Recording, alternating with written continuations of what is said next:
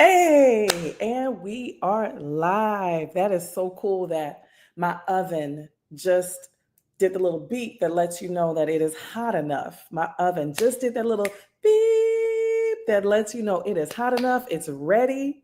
And let me tell you, can I get to those yams? That's what we're doing today. Happy Thanksgiving to all of you who celebrate. Today is about connection, gratitude, and yes, the food. So let's go ahead and talk about it, shall we? Now, here's a little confession. I used to think that, oh, let me turn all these sounds off, y'all. My bad. And yeah, there we go. Now, here's a little confession from me, yours truly.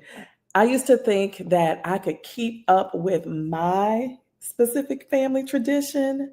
And here's my tradition: the only thing I fix is my plate. I thought I could keep that tradition going. My mother determined that was a lie, and I've been assigned to cook the yams. And wouldn't you believe it? It just so happens that the oven just said, beep, I'm hot enough because I'm just trying to keep them warm at this point. I have already prepared the yams. They are ready. They are delicious. They are delicious. So, oh man, yeah, my mama shut that down real quick, real quick. She was like, not today. So I was in the kitchen making sure that those sweet potatoes are just right. Those yams are just right. I want to bring my own touch to the family feast. And it's going to be a feast. You best believe that. And it made me think, just like Thanksgiving dinner, your speech isn't complete without your special ingredient. You are the secret sauce. You are the special ingredient. And your closing is like that final bite, that last tasty morsel that your audience will savor long after the table is cleared. And just like Anita Baker sings Sweet Love, when she's like, Sweet love, hear me calling out your name. I feel no shame. I'm in love. Sweet love. Your speech should call out to your audience with a message that feels authentic and unforgettable. Your goal is to make sure that your goal is to make sure they leave feeling the connection and the love that you poured into your message. Welcome to day 3 of setting the table, building a feast of connection in every room. I'm Takenya, your public speaking coach, and my mission is to help ambitious professionals like you speak like a pro with clarity, confidence, and charisma. In today's session, if today's session inspires you, there are more ways that you can work with me, like joining the 30-day speaker sprint, which is a powerful program designed to take your public speaking to the next level. Or you can also reach out to me for one-on-one coaching tailored just for you. Let's get this thing started. Just like that oven said, beep, I'm ready. So am I. We're going to start off with a recap. On day 1, we chose our ingredients, and our ingredients were defining our audience, our purpose, and our core message. On day 2, we focused on plating and presentation. We don't want to send everything out there and just slap it like we just don't care, because we do care. So when we focused on plating and presentation, we were focusing on delivering our message with confidence, clarity, and rhythm. Today, day 3, we're focusing on leaving a lasting impression. Your closing is like Anita Baker's singing. Sweet love, don't you ever go away. It'll always be this way. We don't want to ever go away from our audience. We want to stay on their minds. The refrain reminds us of the emotional connection that stays with you long after the song ends, just like your speech should leave your audience with a lasting impact. So if you've enjoyed this series and you want more support, the Speak Like a Pro membership offers ongoing coaching, exclusive resources, and tools to help you consistently elevate your speaking skills. So let's go ahead and bring it on home. We're going to talk about Anita Baker and how she can help us be a greater public speaker as we get ready for this Thanksgiving feast. So in a great Thanksgiving meal, everything works together. You're dressing, yes, dressing, not stuffing. We in the South, baby. Your dressing complements your turkey. I don't care if you put the dressing inside the turkey, I'm gonna still call it dressing. Your dressing complements your turkey. That giblet gravy complements the dressing. That cranberry sauce, I don't care if you got it from the can or you made it in the pot, complements the dressing. Everything goes together. And your dessert, the piece de resistance, your dessert, which is what I'm kind of sort of contributing today, your dessert ties it all up beautifully. So, similarly, your closing when you're doing your public speaking should feel like the last note of a song or the final bite of dessert, bringing everything all together. I know some of y'all don't like for your food to touch, but you need the parts of your speech to touch and agree. You need these things to coagulate and commingle, okay? So if you're one of those people who doesn't want your food to touch, you do want the parts of your speech to touch. Your speech's closing is just like Anita Baker's Sweet Love. Just as she keeps bringing us back to the sweet love, hear me calling out your name. Your recapitulation, that's a musical term, ties your closing back to the first impression that you made. So it creates a sense of completion that your audience can feel, like hearing the familiar refrain of Anita Baker's Sweet Love. Y'all know that part of the song I'm talking about. Sweet love. Okay. Anyway, I'm not even warmed up and I'm not even singing in the correct key because guess what? I'm an alto. Really, really low alto. But I want to give you a right now activity to do. I want you to write your recapitulation. So as you think about the closing of your speech, think about Anita Baker's Sweet Love, the way she kept returning to the chorus. It feels fresh, yet familiar. It just hits every single time, right? It resonates every single time. So on yesterday, we talked about these different ways. Was it yesterday or the day before? Whatever day it was. We talked about these different ways to open. It was probably day one. We talked about 3 different ways to open. So if you opened with a story, for instance, maybe this was your opening. I used to fear public speaking. I used to fear speaking up in meetings because I felt my voice didn't matter.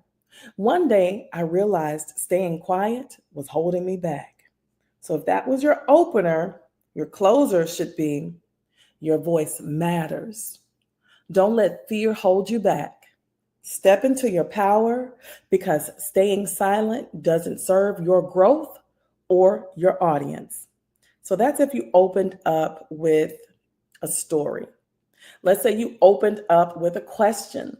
If your opener was, what would you do if you had the confidence to walk into any room and own it? Your closer should probably be something like this. The answer to that question lies within you. Confidence isn't a gift, it's something you build one step at a time. Start today. And if you opened your speech with a fact or a statistic, I'm going to give you an example of an opener and a closer. Here's the opener. Did you know that 77% of people fear public speaking more than death? That is a real fact. Then maybe you want to close with, you don't have to be part of that 77%. With preparation and the right tools, you can stand in front of any audience and own the stage. So go ahead and take 2 minutes to write down one sentence that ties your close and your opening together. You can drop it in the chat below, or if you're watching the replay, you can come back and drop it in the comments.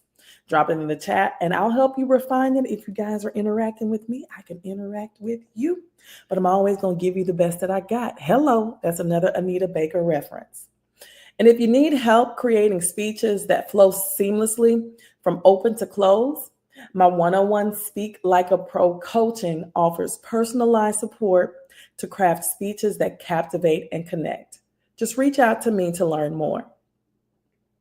We're going to talk about the bridge now. You guys know I am a musician, so I keep things musical. Voice, piano, public speaking, they go hand in hand for me.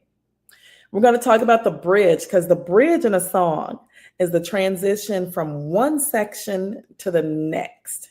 It sounds kind of different from what we've already heard, but it keeps us listening and wanting more. It keeps us like we're really intrigued. We want to hear what's happening, right?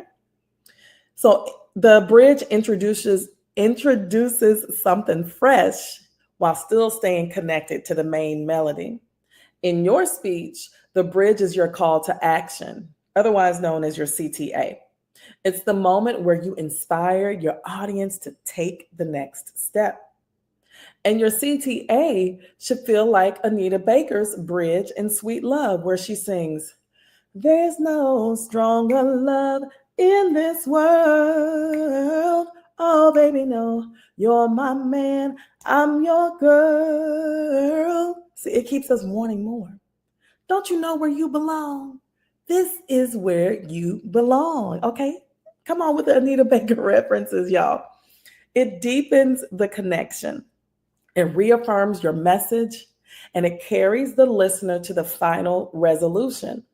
Your CTA should inspire your audience to take right now action, ensuring that they know what step to take and why it should matter to them. So let's go through 3 examples of calls to action or CTAs. So maybe your goal is to promote your 30-day speaker sprint. So here's my CTA for that. If you're ready to amplify your voice and refine your message, the 30-day speaker sprint is the next step. Together, we'll work on everything you need to speak like a pro. Don't wait. Your audience is waiting for you. If your goal is to promote a membership, hello, maybe your CTA sounds like this. For ongoing coaching and exclusive tools, join the Speak Like a Pro membership. Your voice deserves to shine, and this community will ensure you have the support to grow. Or maybe your CTA is to invite your audience to join you for a one-on-one session.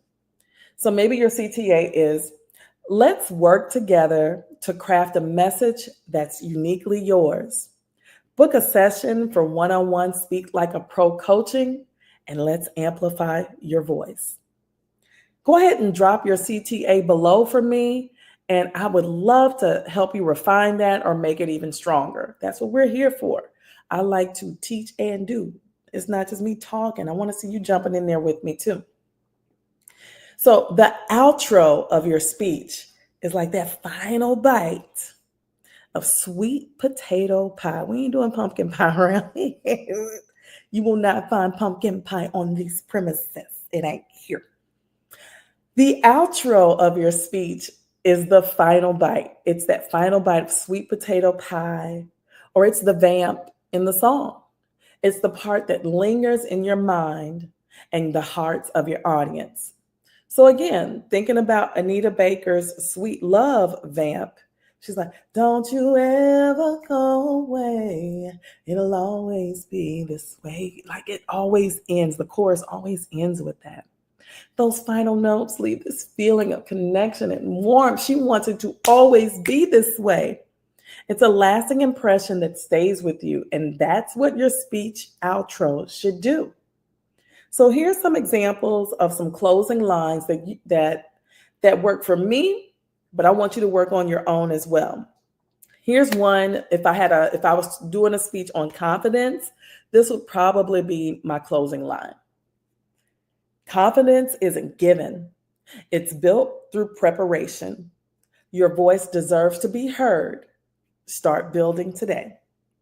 Or maybe I just delivered a speech on overcoming fear. My closing line would be this: fear fades with action. Take the first step and watch how your confidence grows. Or maybe I just delivered a speech on inspiring leadership. My closer would be, every time you speak, it's a chance to lead. Use your voice to inspire, connect, and create change. So now is your time to go ahead and write your own outro. And again, just share it in the chat below. It doesn't take long, study wrong. Okay.